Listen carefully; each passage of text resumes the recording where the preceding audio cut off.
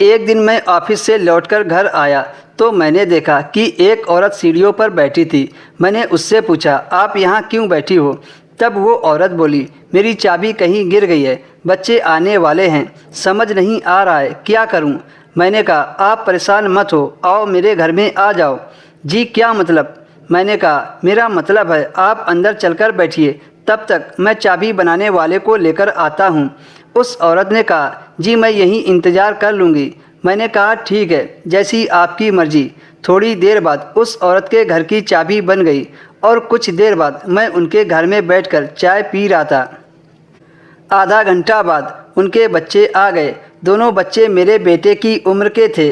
पल भर में मैंने उस औरत का दिल जीत लिया।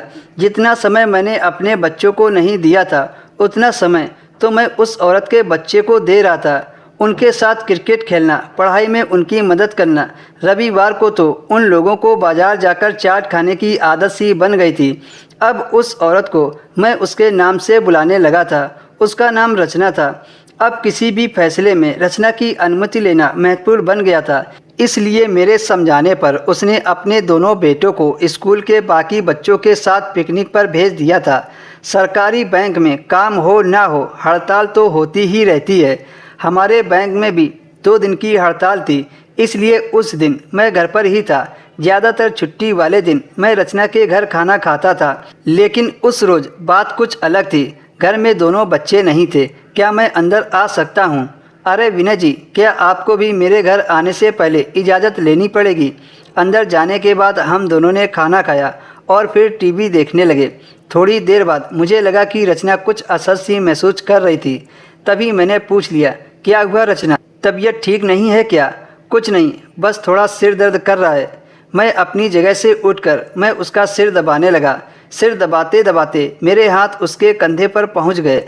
रचना ने अपनी आंखें बंद कर ली। फिर हम किसी और ही दुनिया में खोने लगे। थोड़ी देर बाद रचना ने मना करने के लिए मुंह खोला।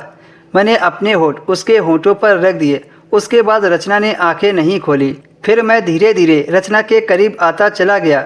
कहीं कोई संकोच नहीं था दोनों के बीच, जैसे हमारे शरीर सालों से मिलना चाहते हों।